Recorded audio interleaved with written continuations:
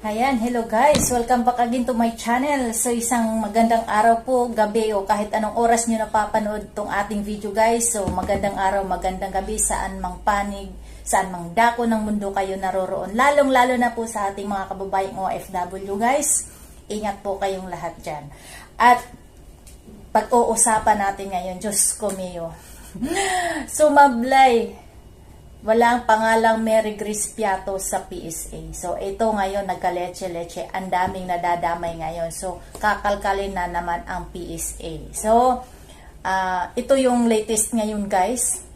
677 umano na mga individuals ang ipapa-verify sa PSA. So, ayan na.